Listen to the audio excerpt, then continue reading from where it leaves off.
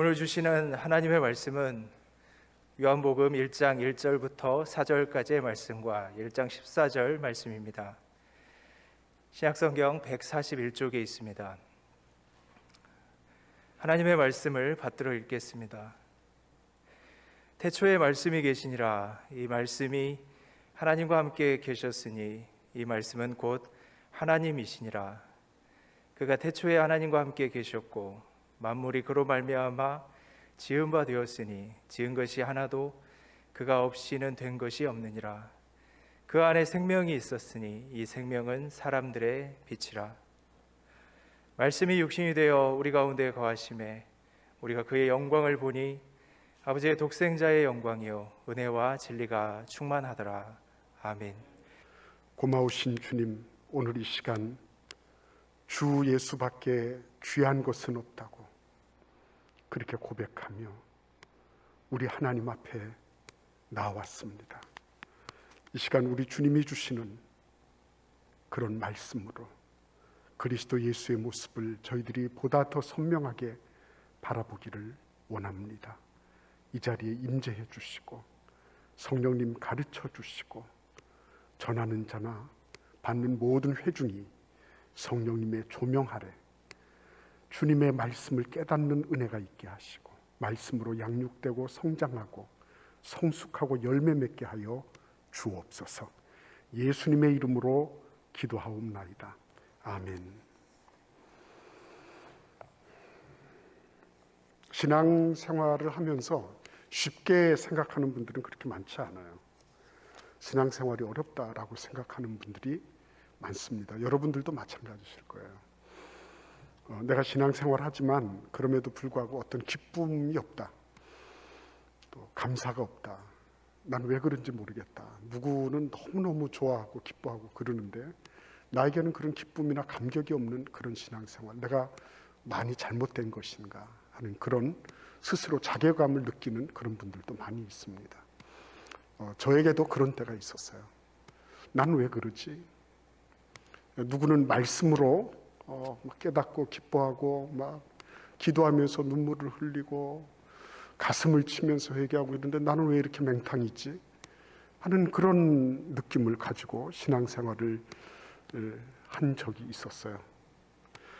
그런데 세월이 지나면서 이런 부분들이 정서적인 또 감정적인 이런 부분들이고 진짜 중요한 알맹이는 내가 나타내는 그런 것이 아니다라고 하는 것을 조금씩 알게 되었습니다. 이 요한 사도가 요한복음을 기록할 그때 당시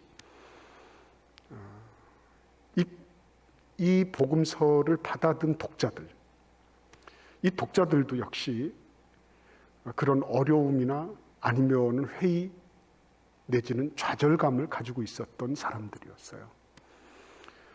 요한복음이 언제 기록됐느냐에 대해서 신약학자들이 일치된 견해를 발표한 적이 한 번도 없습니다. 빠르게는 AD 60년경부터 시작을 해서 느리게는 거의 요한계시록과 비슷하게 AD 90년경에 되지 않았을까, 심지어는 200년경에 저술되었을 것이다, 뭐 이런 얘기를 하는 분들도 있어요. 그러니까 저작 연대에 대해서 딱 똑 떨어진 뭔가가 있는 것은 아니다. 그러나 이 말씀을 자세히 들여다보면 이 말씀을 받아든 독자들에게 요한 사도는 뭔가 문제의식이 있었다는 것을 알 수가 있죠. 어떤 문제의식입니까? 예수님에 대해서 더 많이 알아야 된다는 거죠. 예수님에 대해서. 나는 예수님 잘 아는데요. 난 예수님 잘 알아요. 예수님이 베들레헴에서 태어나셔서 나사렛에서 자라시고 그리고 3년 동안 공생애를 사시다가 십자가에 달려 죽으시고 부활하셨습니다. 그런 객관적인 지식을 안다고 생각하는 분들이 계시다면 그게 바로 무엇과 연관이 있는 거예요? 나의 기쁨, 나의 헌신, 나의 감격 이런 부분들과 다 연관되어 있는 부분들이라는 거예요. 여러분, 외국어를 배워보잖아요. 그러면 외국어를 배울 때 발음할 수 있어요. 발음할 수 있어요. 발음은 할 수 있는데 문제는 어디에 있어요? 뜻을 몰라요. 예, 발음은 다 따라서 할 수 있는데 뜻을 몰라요. 이게 답답한 노릇이에요. 그래서 뜻을 알기 위해서 뭘 하죠? 사전을 가지고 단어를 찾아봐요. 단어를 쭉 이어가면 그러면 뜻이 맞는 때가 많아요. 그런데 문제는 그것 가지고 안 될 때도 있는 거예요. 그래서 문법책을 펼치는 거예요. 아, 이렇게 문장이 구성되는 거구나. 이렇게 해석해야 되는 거구나. 근데 문법 가지고도 안 될 때가 있어요. 그거는 그 사람들이 예사롭게 쓰는 습관적인 표현들, 관용 표현이라 그랬죠. 습관적으로 쓰고 있는 것들은 문법으로 아무리 맞추려고 해도 되지가 않아. 그죠? 그래서 그런 용법들을 알려고 하면 그냥 외우거나 그런 표현이 있을 때는 그런 뉘앙스를 가진 거구나 하고 내가 이해를 하고 넘어가야 돼요. 그거를 논리적으로 맞추려고 하면 할수록 힘들어요. 그런데 문제는 어디에 있어요? 이런 것 저런 것 없이 통할 때가 있어요. 단어도 몰라, 무슨 문법도 몰라, 관용적인 표현도 몰라, 아무것도 모르는데 통할 때가 있어. 언제예요? 몸짓 발짓하는 거, 소위 말하면 바디랭귀지라고 하는 거를 쓰면은요, 이게 만국 공통어예요. 만국 공통어. 이게 문법이 들어가는 것도 아니고 무슨 단어가 들어가는 것도 아닌데, 근데 이 답답해서 통하기는 통해야 되겠고, 그러니까 답답해서 손짓 발짓 얼굴 표정으로 아우성을 치고, 심지어는 어떤 분은 공항에서 우리 한국말로 막 설명하시는 분이 있어요. 그러면 희한하게도 저쪽에서 알아듣는 때가 있어요, 간혹. 답답하니까. 그런데 이 바디랭귀지라고 하는 거는 이런 거 저런 거 아무것도 없어도 통할 때가 있는 거예요. 여러분, 우리 아이들이 자랄 때 문법을 가지고 엄마하고 소통하나요? 단어를 다 알고 얘기를 하나요? 그렇지 않죠. 애기들은 그냥 배고프면 울어요. 좀 불편하다 싶으면 앵앵거리고 그러죠. 그러면 엄마가 알아가지고 진자리 마른 자리 다 가려서 뉘어주시고 그러잖아요. 그죠? 배고프면 먹이고. 거기 무슨 문법이나 단어나 무슨 관용어법이 들어가는 게 아무것도 없어요. 그냥 알아가지고서 먹여주고. 그러면은 애기는 어떻게 합니까? 엄마, 이게 저지 무슨 성분이에요? 이런 거 따지고 묻습니까? 안 묻죠. 애기는 주면 주는 대로 받아 먹고, 그 다음에 소화 흡수시키고 배변하고 그러면서 무럭무럭 자라가는 거예요. 자라가다가 나중에 어떻게 되는 겁니까? 그러다가 나중에는 마침내는 우리 엄마가 저주로 나를 이렇게 살리셨구나. 우리 엄마는 피와 같은 그런 저주로 당신의 그 모든 것들을 다 짜내서 나를 살리셨구나. 그죠? 그런 걸 이제 점점 알아가는 거죠. 문제는 어디에 있는 겁니까? 엄마가 젖줄 때 잘 받아 먹는 거예요. 그죠? 그렇게 하면 되는 거예요. 지금 요한 사도가 요한 복음서를 쓰고 있는 이 장면은 어떤 장면이냐면 굉장히 어려울 때, 예수님이 어떤 의미인지 모를 때, 예수께서 나에게 어떤 의미를 가지고 오셨는지에 대해서 가늠하기가 쉽지 않을 때, 그때란 말이죠. 그래서 어떤 분은 말하기를 이때가 아마 AD 70년을 전후하지 않았을까. 예루살렘 성전이 다 무너지고 그리고 나라가 다 로마 제국에 의해서 멸망을 당하고 성도들은 다 뿔뿔이 다 흩어져 버리는 이런 어마어마한 사건들이 일어났을 때가 아니었을까. 왜? 그때야말로 예수님에 대한 회유와 절망감이 가장 크게 다다랐기 때문에. 그래서 그 반작용으로 뭐를 한 거예요?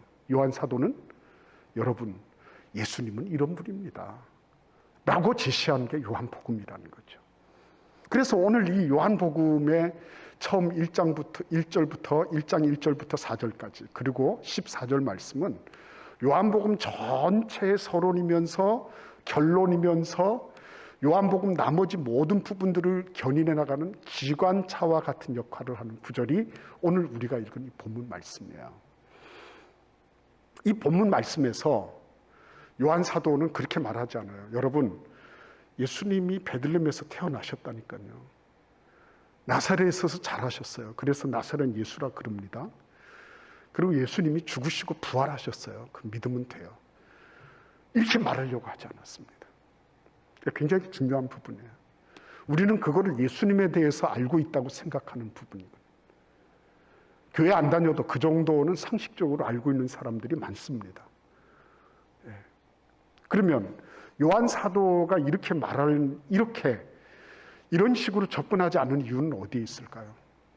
예수님은 당신들이 알고 있는 피상적이고 표면적인 지식, 그 너머에 계신 분이라는 거예요. 거기서부터 시작이 되는 거예요. 신앙생활이 기쁘고 감사하다, 감격스럽다.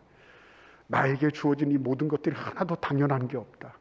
예사로운 게 아무것도 없다. 이것을 알아가는 것은 예수님하고의 관계성과 뗄래야 뗄 수 없는 불과 분리의 관계에 있다는 거죠.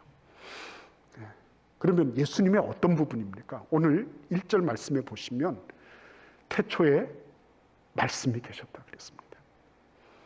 근데 이 말씀이 바로 하나님과 함께 계셨다. 그죠? 여러분, 아주 중요한 그 1장 1절을 열면서 사도 요한은 태초에 말씀이 계셨다. 이 말씀이 하나님과 함께 계셨으니 이 말씀은 곧 하나님이시다. 그러면서 시작을 합니다. 이 얘기는 예수 그리스도를 소개해 주는 그런 아주 현관과 같은 그런 말씀이에요. 그런데 이 예수님이 하나님과 함께 계시다가 만물이 그로 말미암아 지은 바 되고 지은 것이 하나도 그가 없이 된 것이 없는데 그분이 어떻게 하셨다는 거예요? 우리에게로 오셨다고 하는 거예요. 이거는 너무너무 엄청난 일이라는 거죠. 우리는 지금 우리의 현실로부터 예수님을 바라보려고 합니다. 근데 사도 요한은 아니다. 거기서부터 시작하는 게 아니라 우리의 모든 현실이나 우리가 가지고 있는 모든 삶의 자리는 바로 예수님으로부터 시작이 된 거다. 이 얘기를 하고자 하는 거예요. 내가 나의 위치로부터 나의 현재의 자리로부터 예수님을 보려고 하니까 여러 가지 끼이는 게 많아요. 헷갈리는 것도 많고 그 중간에 방해하는 것도 너무 많아요. 그런데 그게 아니라 예수님은 태초의 말씀으로 계신 분이다.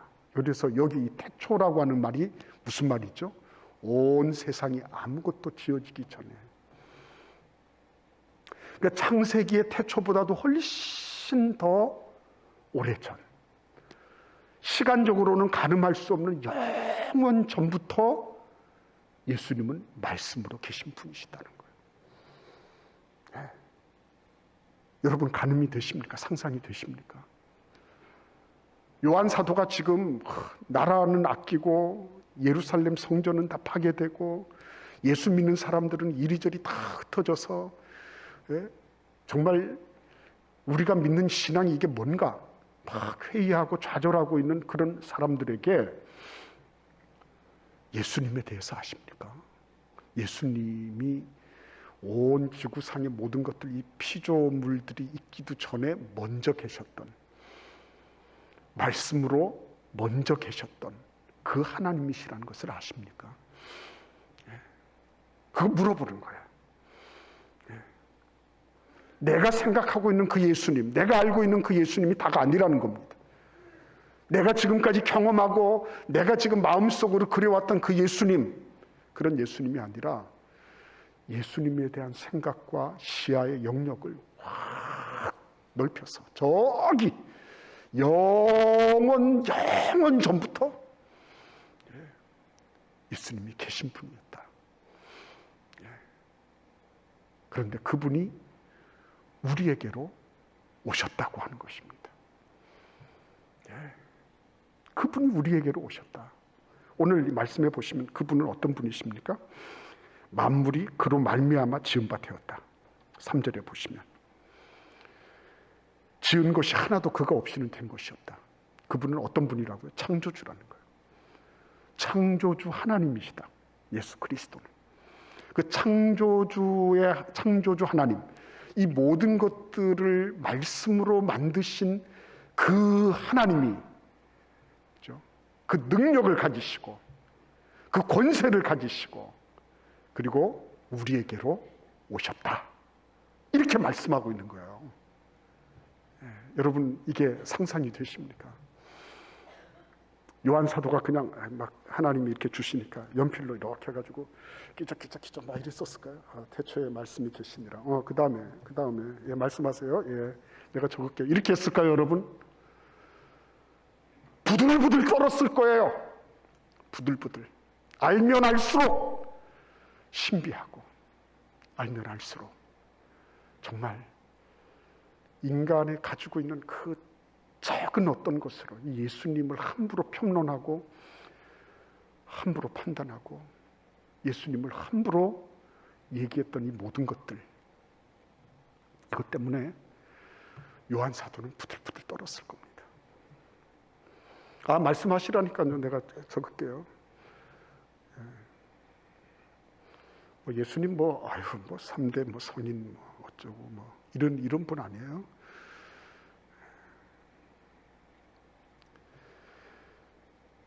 그보다 더 큰 문제가 있습니다. 그거는 교회 안의 문제이기도 해요. 그리고 예수님을 따라다니면서 예수님을 괴롭히려고 했던 바리새인과 서기관들, 대제사장들과 장로들의 문제이기도 했습니다. 종교 기득권자들의 문제이기도 했어요. 예수님은 그들이 진리를 모른다 이렇게 말씀하신 적이 없습니다. 그 사람들은 성경 박사였습니다. 얼마나 잘하는지 몰라요. 척척척척 이걸 보면 척, 저걸 보면 척. 그러니까 이 사람들이 옳은 말을 하고 성경적인 얘기를 하고 하는 것에 대해서 아무도 이의를 제기하지 않았어요. 근데 예수님은 그들을 향해서 독사의 새끼들아 그랬거든요. 회칠한 무덤이라 그랬거든요. 아니 성경도 많이 알고 그리고 성경에 대한 지식으로 막 차고 넘치고 무엇이 옳은지 무엇이 잘못됐는지 이런 거를 척척척척 보면 다 분별해내고 이런 사람들인데 예수님은 그들을 향해서 뱀의 자식이라 그랬거든요. 뱀 새끼들이라 그랬거든요. 뭐가 잘못된 걸까요? 그러니까 이제 이 부분을 우리가 요한복음 전체를 보면서 꼭 우리가 알아야 될 부분이에요. 예수님이 그 창조하신 분으로서 전체를 창조하신 분으로서 창조물 안으로 들어오셨다니까요. 본인 자신을 들여서 그 창조물 안으로 그분이 개입해 들어오시고 창조물의 세상 안으로 참여해서 들어오셨다니까요. 그것도 자기의 몸으로. 여러분 이건 엄청난 일입니다. 히브리서 4장 15절 말씀해 보시면 우리에게 있는 대제사장은 우리의 연약함을 동정하지 못하실 리가 아니요 모든 일에 우리와 똑같이 시험을 받으신 이로되 죄는 없으시니라 그랬습니다. 우리와 똑같이 시험 받은 분이에요. 그래서 브루스 밀런이라고 하는 신학자는 뭐라고 얘기를 했냐면 예수님이 육신이 되셨다는 것은 상징적인 얘기를 하는 것이나 아니면 무늬만 인간으로 오셨다는 그런 얘기가 아니라 전인으로 오셨다. 다른 말로 말씀드리면 우리와 다를 바가 하나도 없는 전체가 다 인간이신 분으로 오셨다는 거예요. 연약하고 상처 입기 쉬운 그런 인간의 실존 그 모든 것들을 그대로 입고 오셨는데 죄는 없으시다는 거예요.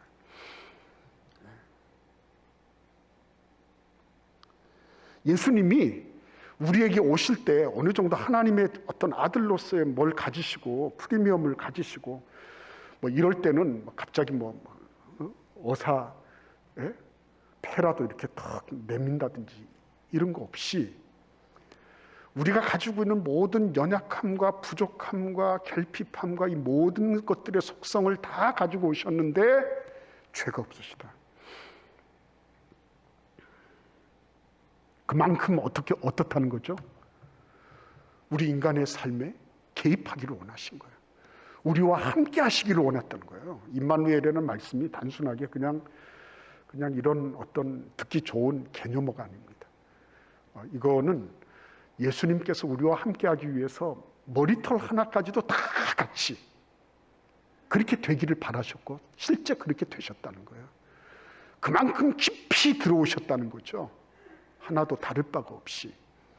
그러니까 깊이 참여하시고 개입하시고 간섭하시고 인간의 몸으로 오셨다고 하는 것은 그만큼 뭘 하시는 거예요?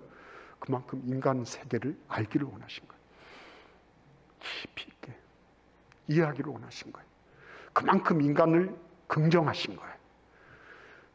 인간의 그 연약함 그대로를 내버려 두지 않으시고 그럼에도 불구하고 그들을 구원하시기 위해서 인간의 삶 속에 들어오셔서 이렇게 바뀌어질 수 있다는 거, 그죠? 그거를 나타내 보이기를 원하신 거예요. 얼마나 놀라운 일입니까?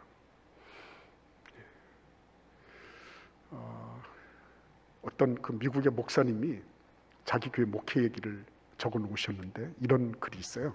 뭐냐면 안토니라고 하는 그리스로부터 온 이민자인데 이분이 트럭 운전을 하시는 분이에요. 근데 그 부인을 얻었는데 오랫동안 미국에서 장로교 신앙을 대대로 전수받은 참한 색시를 얻은 거예요. 근데 그리스에서 가톨릭 신앙을 가졌지만 한 번도 성경 읽어본 적이 없고 뭐 성당도 다녀본 적이 없고 이랬던 사람인데 이 만화님을 만나면서 이제 교회를 다니다가 진짜 예수님을 영접을 한 거예요. 영접을 하던 그 해에 성경을 3번 읽었다는 겁니다.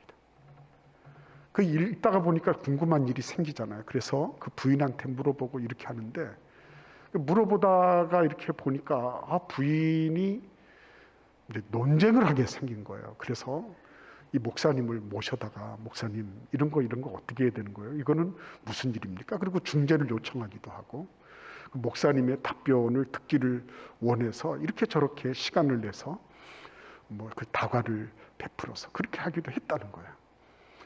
근데 어느 날이었어요. 어느 날 그 목사님을 또 모셔가지고 이것저것 뭐 신학적인 문제를 얘기하고 막 부인이 뭐 얘기를 뭐 이런저런 질문을 하고 그래서 목사님이 답변을 하고 이러는데 이 부인이 영 맞득지 않은 거예요. 표정이 영 별로야. 네. 아무리 설명을 해도 잘 모르는 거예요. 그런데 이 안토니라고 하는 이 남편 트럭 운전사가 뭐라고 얘기를 하냐면 이렇게 얘기를 하더래요. 여보, 말씀 그대로 살아야 돼. 그래야 이해할 수 있어. 밖에서는 도무지 알 수가 없고 그 안에 들어가야 돼. 만약 그게 아니라면 그게 당신 안으로 들어오도록 해야 돼. 이렇게 얘기를 하는 거예요. 자기 부인한테. 이제 막 예수 믿은 지 얼마 안 되는 사람이. 살아야 돼. 말씀을 살아야 되지. 그거 아무리 얘기한다고 해서 이해되는 게 아니야. 살아. 근데 이 얘기가 누구 얘기인 줄 압니까? 깔뱅 얘기예요. 깔뱅 얘기. 그러면 이 트럭 기사가 깔뱅을 다 읽어봤을까요? 기독교 강요를 다 읽고 그의 저작을 읽어봐서 이런 소리를 할까요? 아니에요. 종교개혁자 깔뱅을 한 줄도 모르지만 본인 자신이 살아보니까 살아보니 이해되더라는 거죠. 바리새인들과 서기관들 문제가 어디에 있어요? 그 사람들은 살아낸 사람들이 아니거든요. 아니 목사님 그 사람들 뭐 여러 가지 뭐 말씀을 따라서 규례를 지키고 뭐 여러 가지 어떤 율법적인 것들을 잘 지키지 않았습니까? 율법을 지킨 거죠. 남들에게 보이려고 다른 사람들보다 자기가 더 낫다는 것을 증명해 보이기 위해서 율법을 지킨 거죠.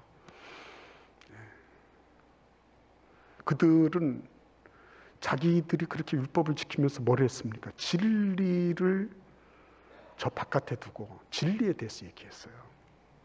진리를 바깥에 뒀습니다. 진리는 이런 거야. 네가 하는 거 보니까 그게 아니네. 너 그렇게 살면 안 돼, 너 성경은 이렇게 얘기하고 있다니까. 너 그거 아니야. 그 사람들은 진리에 대한 평론가였고 진리에 대해서 담론하는 일을 즐기는 사람들이었어요. 그들은 항상 진리를 바깥에 두고 진리에 대해서 이러쿵저러쿵 옳은 말을 많이 했습니다. 그러나 예수님은 그들의 옳은 말, 그들이 자기의 어떤 의의를 드러내고 자기의 행위의 정당성을 나타내기 위해서 진리를 각색하고 하는 이런 것들에 속아 넘어가지 않으셨어요. 너희들 참 잘못했구나. 너희들 참 뱀보다 더 독한 놈들이구나. 너희들 잘못해도 그렇게 잘못되면 곤란하다. 문제가 어디에 있다고요? 진리를 바깥에 두고 진리에 대해서 이렇게 저렇게 얘기하고, 그거를 신학적으로는 진리의 타자화라고 얘기를 해요. 진리를 객관적으로 이렇게 보고서 뭐라고 얘기하는 거죠. 요즘에도 그런 사람들이 얼마나 많습니까? 교회에 대해서 막 이건 이래야 되고 저래야 되고. 저는 그런 얘기를 읽을 때마다 수긍되는 면들이 많아요. 그럼에도 불구하고 그분들이 마음속에 와서 딱 와서 닿구나. 그래 맞아. 이렇게 되지 않아요. 이유가 딱 뭔지 아십니까? 다른 데 있지 않아요. 제가 고등학교 때 우리 반이 큰 싸움이 있었습니다. 그 아버지가 술 주정뱅이에다가 그래서 그 집이 완전히 풍비박산이 난 그런 집이에요. 그러니까 이 애도 늘 아버지에 대해서 불만이 많고 그랬죠. 애들이 그 교실에 있는 애들이 다 알아요. 근데 어떤 애가 그 아이한테 야 너희 아버지가 어쩌고 저쩌고 얘기를 한 거예요. 아무리 불효 자식이라도 어떻게 하죠? 아무리 불효 자식이라도요. 내 아버지 욕을 하는 건 싫은 거예요. 대판 싸운 겁니다. 무슨 말씀인지 아시겠습니까? 내가 아버지하고 핏줄이 이어져 있어요. 그래서 비록 힘들고 어렵고 아버지가 나를 괴롭게 하고 그렇지만은 아버지하고 나는 핏줄로 이어져 있다니까요.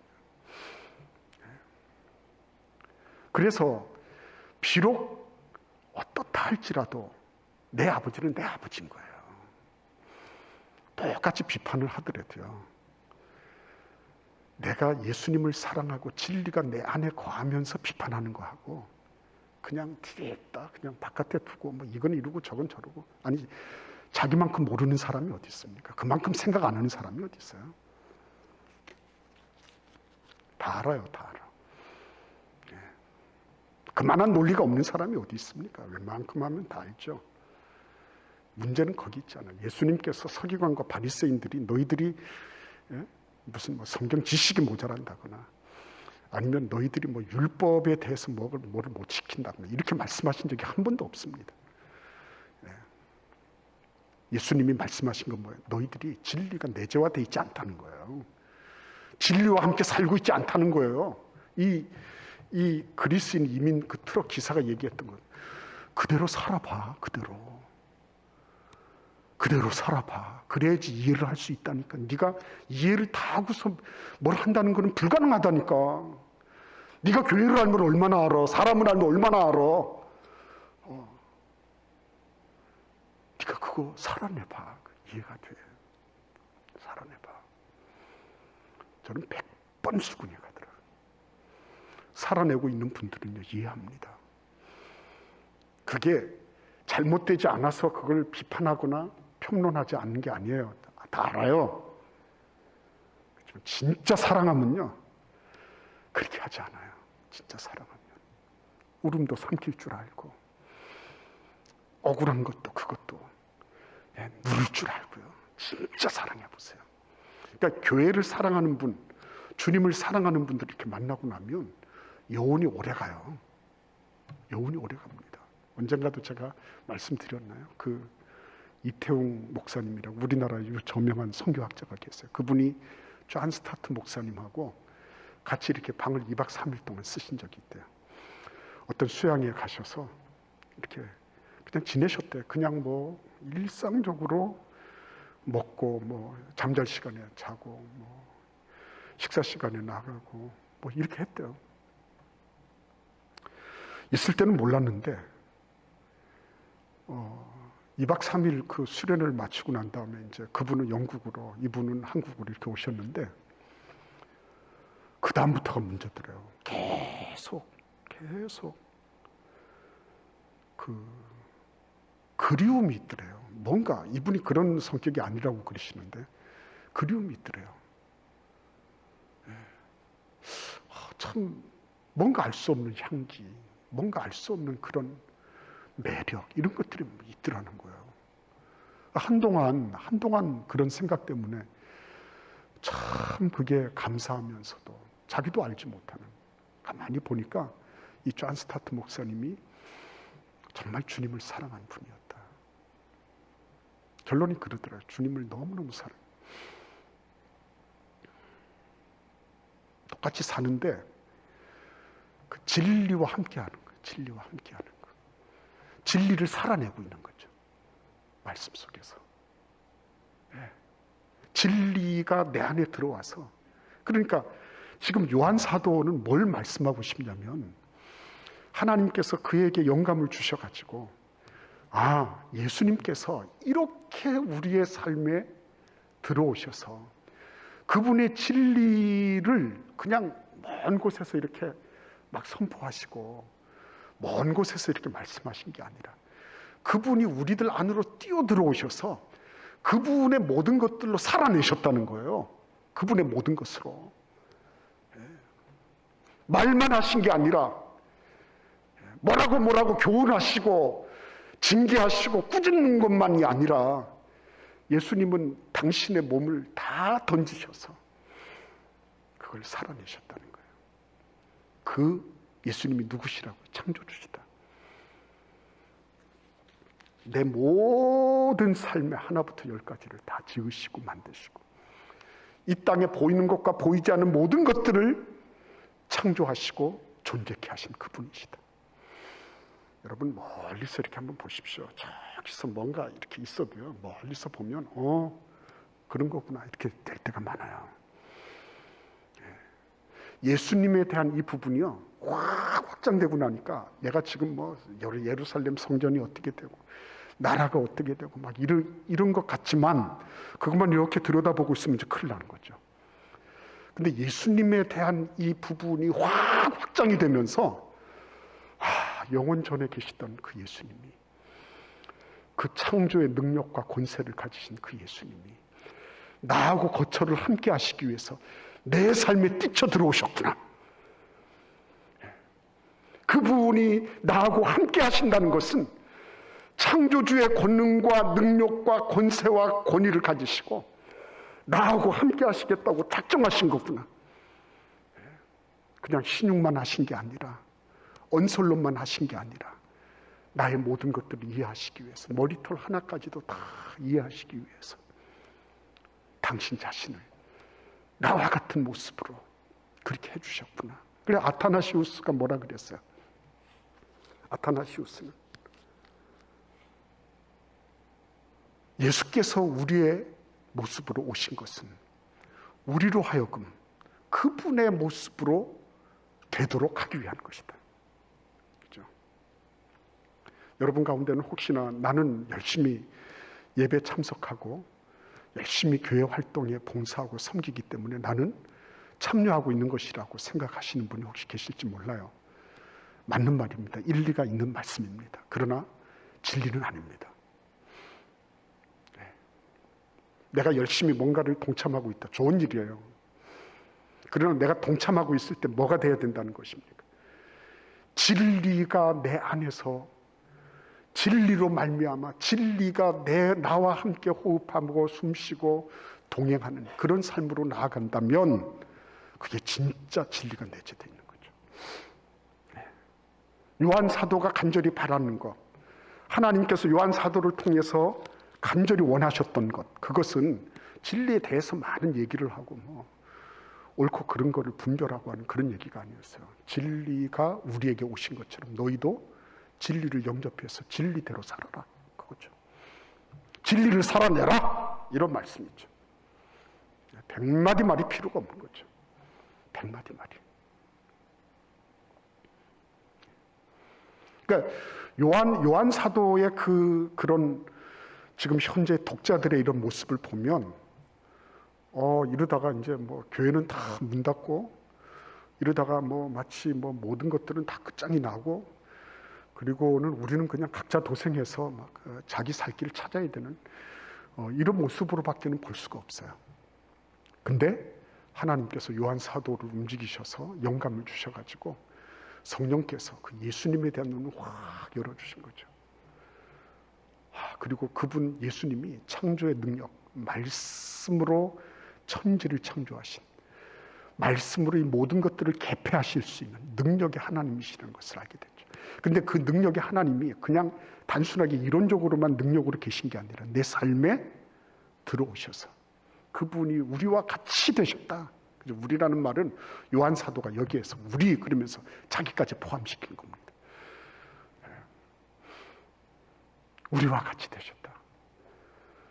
그분이 우리를 그냥 멀리서 야 너 이거 이렇게 해라 저렇게 해라 코치만 하신 그런 정도가 아니라 우리와 다 함께 나와 똑같은 모습으로 하시고 나의 모든 삶의 저변에 내 모든 고통에 나의 아픔에 다 함께하고 계시는 전능하신 하나님이시구나.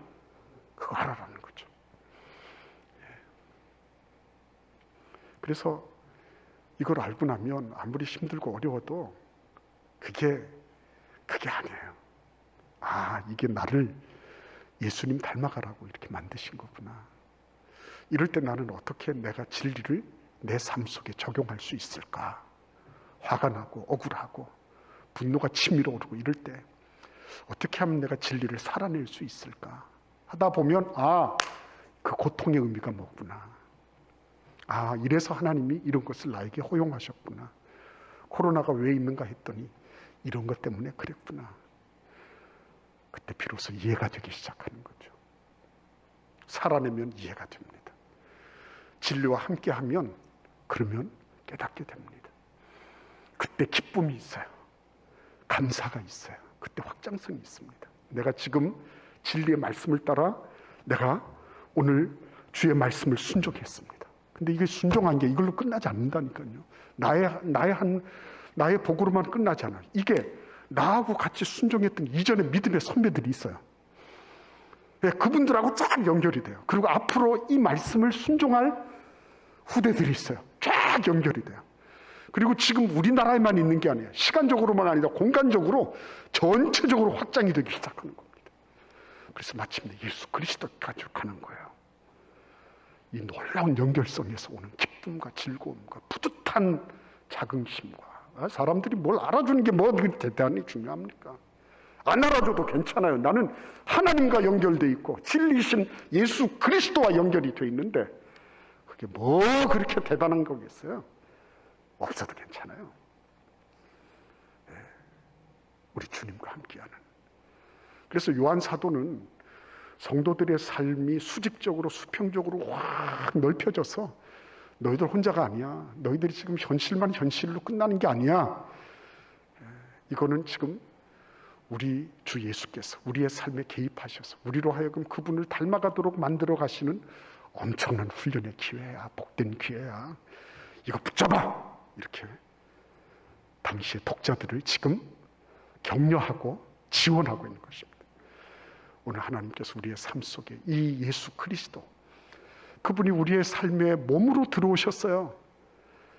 직접 당신의 몸으로 그것을 살아내셨습니다. 마찬가지로 우리도 진리신 예수 그리스도를 살아내는 거죠. 살아내는 겁니다. 그때 하나님께서 우리의 삶을 축복하시고 우리의 기쁨과 우리의 감격과 그 은혜를 새롭게 회복시키시는 놀라운 은혜와 축복이 있게 될 것입니다. 기도하겠습니다. 고마우신 주님 감사합니다.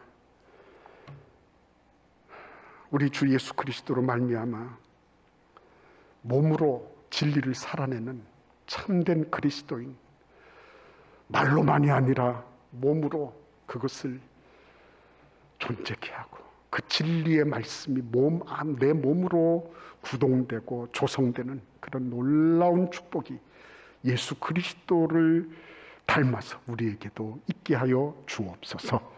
예수님의 이름으로 축복하며 기도하옵나이다. 아멘.